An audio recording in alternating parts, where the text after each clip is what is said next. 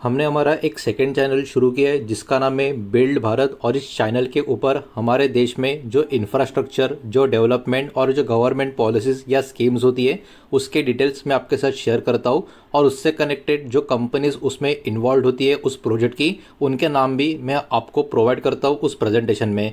तो अगर आप इंटरेस्टेड हो तो हमारा जो ये सेकंड चैनल है बिल्ड भारत, इसको आप ज़रूर सब्सक्राइब कर लेना। इस चैनल का लिंक इस वीडियो के डिस्क्रिप्शन में भी आपको मिल जाएगा, या फिर हमारा जो चैनल अभी आप देख रहे हो वॉइस ऑफ मार्केट, इसी वॉइस ऑफ मार्केट चैनल का जो होम टैब है वहाँ पे अगर आप जाओगे तो वहाँ पर भी ये वाला चैनल आपको इजीली दिख जाएगा, वहाँ से भी इसको आप सब्सक्राइब कर सकते हो। तो चलिए आगे बढ़ते हैं हमारे आज के दिन के इस तीसरे वीडियो की तरफ। इसके पहले भी दो वीडियोस आज के दिन हम पब्लिश कर चुके हैं। वो दोनों वीडियो अगर अब तक आपने नहीं देखे तो आप चाहिए तो हमारे चैनल के वीडियो सेक्शन में जाकर उन दोनों वीडियोस को देख सकते हो। तो देखिए, आज के दिन मार्केट बंद होने के बाद एक बहुत ही बड़ी अपडेट मार्केट की निकल कर आ रही है। रिजर्व बैंक ऑफ इंडिया यानी आरबीआई की तरफ से एक बहुत ही बड़ा अपडेट यहाँ पर निकल कर आ रहा है। वो क्या है, किस टाइप का अपडेट है एग्जैक्टली मैं आपको यहाँ पर इस वीडियो के माध्यम से बताने वाला हूँ। हो सके तो वीडियो के साथ अंत तक बने रहेगा। तो आरबीआई का नया रूल यहाँ पर मैं एक्सप्लेन करने वाला हूँ। और ये जो नया रूल है, एफआईएस या एफपीआई मतलब जो फॉरेन इंस्टीट्यूशनल प्लेयर्स होते हैं या फॉरेन पोर्टफोलियो इन्वेस्टर जो होते हैं उनसे कनेक्शन में यह आपको नजर आएगा। डेब्ट मार्केट का यह अपडेट आपको देखने को मिलेगा, लेकिन इसका ओवरऑल इम्पैक्ट कौन से शेयर्स पे निकल कर आ सकता है वो भी यहाँ पर मैं आपको एक एक करके स्टेप बाय स्टेप बताने वाला हूँ। इसलिए हो सके तो वीडियो के साथ अंत तक बने रहिए। तो देखिए, मेन अथॉरिटी यहाँ पर आपको रिजर्व बैंक ऑफ इंडिया मतलब आरबीआई देखने को मिलेगी। तो अब ये पूरा का पूरा अपडेट है क्या, step by step point by point इसको थोड़ा बहुत इजीली हम समझ लेते हैं। तो देखिए, आरबीआई ने एक्चुअली क्या क्या रूल्स तो पहले से थे, उन रूल्स में कुछ अपडेशन यहाँ पर इन्होंने कर लिया है। और ये जो रूल है foreign portfolio investor, foreign institutional investors की बात करें, इनके लिए यहाँ पर आपको देखने को मिलेगा। और ये जो रूल है डेब्ट मार्केट के लिए फाइनेंशियल ईयर 2026-27 के लिए इन्होंने यहाँ पर अपडेट करके रखा है। अब देखिए यहाँ पर इसमें अपडेट क्या क्या हुआ है ये जरा एक एक करके देख लेते हैं। सबसे पहले इन्वेस्टमेंट परसेंटेज का जो लिमिट है वो सेम रहेगा, ठीक है, ये बात इन्होंने यहाँ पर बोल के रखी है। जिसमें गवर्नमेंट बॉन्ड्स की बात करें जिस कैटेगरी में 6% का जो था वो सेम रहेगा। स्टेट बॉन्ड्स की बात करें एसजीएस वो 2% का रहेगा। कॉर्पोरेट बॉन्ड्स की बात करें 15% का रहेगा। मतलब जो परसेंटेज लिमिट थी वो सेम रहेगी, उसमें कोई भी आपको यहाँ पर चेंज देखने को नहीं मिल रहा है। लेकिन जो टोटल इन्वेस्टमेंट का लिमिट होगा इनका वो यहाँ पर बढ़ा दिया है।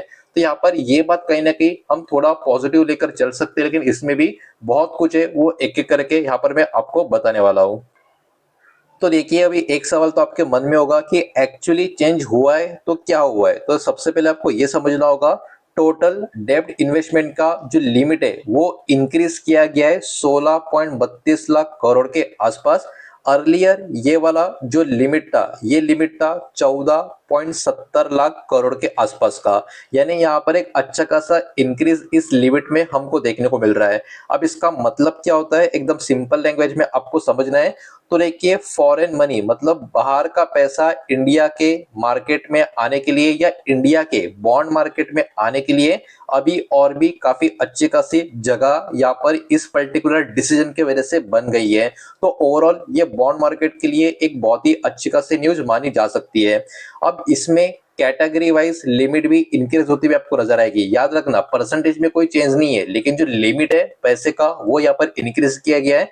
तो इसको भी कैटेगरी वाइज समझना काफी इंपॉर्टेंट है। तो जी सेक कैटेगरी की बात करें, इसमें जनरल कैटेगरी की बात करें 3.04 लाख करोड़ का लिमिट आपको देखने को मिलेगा। जी सेक में लॉन्ग टर्म की बात करें यहाँ पर 1.73 लाख करोड़ का लिमिट आपको देखने को मिलेगा, इंक्रीज हुआ। एचजीएस की बात करें इसमें 1.57 लाख करोड़ का आपको नंबर नजर आएगा। और कॉर्पोरेट बॉन्ड्स की अगर हम बात करें 9.91 लाख करोड़ का नंबर यहाँ पर आपको देखने को मिलेगा। तो ये जो नंबर से भी मैंने आपको बताया, ये कैटेगरी वाइज जो लिमिट इंक्रीज हुई है वो अभी मैंने आपको यहाँ पर बताकर रखी है। इसके साथ साथ और भी कुछ रूल्स है उसमें चेंजेस आपको देखने को मिलेंगे, वो क्या क्या है वो भी देख लेते हैं। सीडीएस की बात करें, क्रेडिट डिफॉल्ट स्वैप की बात करें, तो यहाँ पर लिमिट फिक्स्ड है 5% की कॉर्पोरेट बॉन्ड स्टॉक के लिए। और एक्स्ट्रा लिमिट यहाँ पर अलाउ की गई है 3.3 लाख करोड़ के करीब की। ये वाला अपडेट सीडीएस के बारे में आपको देखने को मिलेगा। VRR या VRR वॉलेंटरी रिटेंशन राउट की बात करें तो अप्रैल 1 2026 इफेक्टिव डेट यहाँ पर इन्होंने बता कर रखी है। इसको इंक्लूड किया गया है जनरल रूट में, ये वाली चीज यहाँ पर इन्होंने मेंशन की गई है और इसके लिए कोई सेपरेट एक्स्ट्रा बेनिफिट नहीं होंगे, ये वाला चीज यहाँ पर इन्होंने अब मेंशन किया गया है। इसके साथ साथ FAR की बात करें, फुल्ली एक्सेसिबल रूट की बात करें, इसमें कोई भी चेंज नहीं है, यह जैसा था वैसे ही आगे कंटिन्यू होता रहेगा। तो इन सबको ध्यान में रखते हुए इन द एंड आपके मन में भी ये सवाल होगा कि आरबीआई का ऑब्जेक्टिव इसके पीछे क्या है। तो आरबीआई का जो ऑब्जेक्टिव है इसके पीछे एक ही है, फॉरेन इन्वेस्टमेंट को या फॉरेन प्लेयर्स को, फॉरेन पैसे को, बाहर के पैसे को, मनी को अट्रैक्ट करना और मार्केट का जो स्टेबिलिटी है उसको मेंटेन करना। तो आरबीआई का जो ओवरऑल फोकस है वो ग्रोथ के ऊपर और स्टेबिलिटी के ऊपर है, इस बात को यहाँ पर हमको ध्यान में रखना चाहिए। अब देखिए इस रिपोर्ट के हिसाब से अगर हम देखें इम्पैक्ट कॉमन इन्वेस्टर के ऊपर पॉसिबल बेनिफिट्स और पॉसिबल रिस्क क्या क्या निकल कर आ सकते हैं वो जरा एक एक करके यहाँ पर हम देख लेते हैं। सबसे पहले पॉसिबल बेनिफिट की बात करें, बेटर लिक्विडिटी बॉन्ड मार्केट में हमको देखने को मिल सकती है। इंटरेस्ट रेट जो है कहीं ना कहीं और सॉफ्ट यहाँ पर होते हुए नजर आ सकते हैं, यील्ड्स में गिरावट हमको देखने को मिल सकती है। डेब्ट म्यूचुअल फंड कहीं ना कहीं अच्छा खासा परफॉर्म कर सकते हैं, ये वाला भी एक पर्टिकुलर बेनिफिट पॉसिबल बेनिफिट यहाँ पर देखने को मिल रहा है। बॉन्ड के जो प्राइस है वो भी कहीं ना कहीं अब स्टेबल होते हुए हमको नजर आ सकते हैं। तो ये कुछ इंपॉर्टेंट पॉइंट्स थे पॉसिबल बेनिफिट्स के। अब पॉसिबल रिस्क इसमें क्या क्या नजर आ सकता है उसको भी थोड़ा बहुत यहाँ पर हम देख लेते हैं। Foreign money can exit quickly, मतलब बाहर का जो पैसा है कहीं ना कहीं बहुत ही जल्दी से मार्केट से एग्जिट भी हो सकता है, यहाँ पर बॉन्ड मार्केट की बात हो रही है। मार्केट वॉलेटिलिटी भी कहीं ना कहीं बढ़ सकती है और बॉन्ड यील्ड कहीं ना कहीं अचानक से फ्लक्चुएट होते हुए हमको नजर आ सकते हैं। तो ये कुछ पॉसिबल रिस्क और पॉसिबल बेनिफिट जो थे इस डिसीजन को लेकर जो रिपोर्ट में मेंशन किए वो मैंने आपके सामने प्रेजेंट किए हैं। अब देखिए ये बॉन्ड मार्केट का भले ही कनेक्शन में आपको डिसीजन देखने को मिला हो, लेकिन इसके वजह से इंडियन मार्केट में जो लिस्टेड कंपनी के स्टॉक से अलग अलग सेक्टर है जिनके ऊपर इंपैक्ट निकल कर आ सकता है, वो कौन से सेक्टर या स्टॉक होंगे वो भी एक एक करके मैं आपको बताने वाला हूं। लेकिन याद रखना ये जो भी शेयर्स मैं आपको बता रहा हूँ इन्वेस्टमेंट एडवाइस नहीं है, न्यूज के हिसाब से, इंफॉर्मेशन के हिसाब से मैं आपके सामने रख रहा हूँ, इस बात को यहाँ पर आप ध्यान में रखें। कोई भी किसी भी टाइप की बाय सेल या होल्ड की एडवाइस नहीं रहेगी। लेकिन ये सारे नाम बताने से पहले, दिखाने से पहले इस वीडियो को प्लीज लाइक कर देना, वीडियो को शेयर कर देना। पहली बार चैनल पे आ चुके हो तो चैनल को भी सब्सक्राइब जरूर कर देना। तो सबसे पहले यहाँ पर जो सेक्टर की बात करेंगे वो होगा बैंकिंग और फाइनेंशियल सेक्टर का। इसमें कुछ 4-5 नाम यहाँ पर आपको देखने को मिलेंगे, जिसमें पहला नाम है HDFC बैंक लिमिटेड, दूसरा नाम है ICICI बैंक लिमिटेड, तीसरा नाम है स्टेट बैंक ऑफ इंडिया और चौथा नाम है एक्सिस बैंक लिमिटेड। अब इनका नाम यहाँ पर आपको क्यों देखने को मिल रहा है, तो देखिए बॉन्ड यील्ड्स की बात करें, लिक्विडिटी की बात करें बॉन्ड मार्केट की, वो डायरेक्टली इंपैक्ट करती है लेंडिंग और ट्रेजरी इनकम को। इसी की वजह से ये जो शेयर्स है इनके ऊपर भी इसका इंपैक्ट हमको देखने को मिल सकता है। इसके साथ साथ NBFC एंड फाइनेंशियल सर्विसेज की बात करें तो इसमें Bajaj finance, Shriram finance, LIC housing finance, ये शेयर्स के नाम यहाँ पर आपको देखने को मिल रहे हैं।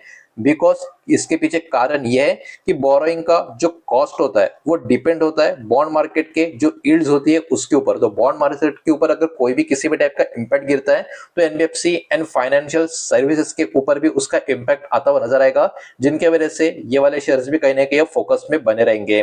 नेक्स्ट सेगमेंट आपको देखने को मिलेगा कॉर्पोरेट बॉन्ड हेवी कंपनीज जो होती है, जिसमें Reliance industries, Adani enterprises, PFC यानी पावर फाइनेंस कॉर्पोरेशन लिमिटेड और REC का नाम आपको देखने को मिलेगा। बिकॉज लार्ज डेब्ट फंडिंग जो बॉन्ड्स के थ्रू होती है इनके ऊपर जो overall corporate bond heavy companies का जो इंपैक्ट होता है इनके वजह से ये वाले कहीं ना कहीं शेयर्स भी आप कह सकते हो नजर में रहेंगे। इसके साथ साथ म्यूचुअल फंड इंडस्ट्री की बात करें उसमें HDFC AMC, Nippon life India asset management यानी निप्पॉन लाइफ इंडिया AMC, ये वाले शेयर भी आपको देखने को मिलेंगे। बिकॉज डेब्ट फंड का जो इनफ्लो है इंक्रीज होता हुआ जो नजर आएगा उसके कारण ये भी स्टॉक इंपैक्टेड लिस्ट में हमको देखने को मिलेंगे। तो देखिए सिंपल अंडरस्टैंडिंग की अगर आपको बात करनी है इस रिपोर्ट के माध्यम से तो बाहर का पैसा जितना आएगा उतनी लिक्विडिटी बॉन्ड मार्केट में बढ़ती हुई नजर आएगी, मार्केट में बढ़ती हुई नजर आएगी। जितनी ज्यादा लिक्विडिटी बढ़ेगी उतने ज्यादा लोअर इंटरेस्ट रेट पॉसिबल होते हुए नजर आएंगे नियर फ्यूचर में, आने वाले समय में। लेकिन ग्लोबल रिस्क जो बना हुआ है इसके कारण वॉलेटिलिटी मार्केट में पॉसिबल है, ये वाला चीज भी यहाँ पर इन्होंने मेंशन करके रखा है। तो देखिए ओवरऑल अगर देखो ये रिपोर्ट अपने आप में मुझे काफी इंपॉर्टेंट लग रही थी, जो मार्केट बंद होने के बाद खास करके ये अपडेट आया था, इसलिए ये वाला डेटा, ये वाला न्यूज मैंने आपके सामने यहाँ पर प्रेजेंट किया है। लेकिन जो भी वीडियो इस पर्टिकुलर वीडियो से, मतलब जो इन्फॉर्मेशन मैंने इस वीडियो से आपके सामने शेयर की है वो एजुकेशनल एंड इन्फॉर्मेशन पर्पज के लिए, किसी भी टाइप का इन्वेस्टमेंट एडवाइस या रिकमेंडेशन में आपको नहीं दे रहा हूँ। आप हमेशा खुद का स्टडी रिसर्च कर रहे, कोई भी स्टॉक में इन्वेस्टमेंट करने से पहले इस बात को यहाँ पर आप ध्यान में रखें। उम्मीद करता हूँ ये वाला वीडियो समझ आया होगा, पसंद आया होगा तो वीडियो को लाइक करें, दोस्तों से शेयर करें, पहली बार चैनल पे आ चुके हो तो सब्सक्राइब भी कर देना। और कोई भी स्टॉक में निवेश करने से पहले खुद की स्टडी रिसर्च जरूर करें, फाइनेंशियल एडवाइजर की सलाह जरूर ले। मिलते हैं नेक्स्ट वीडियो में, धन्यवाद।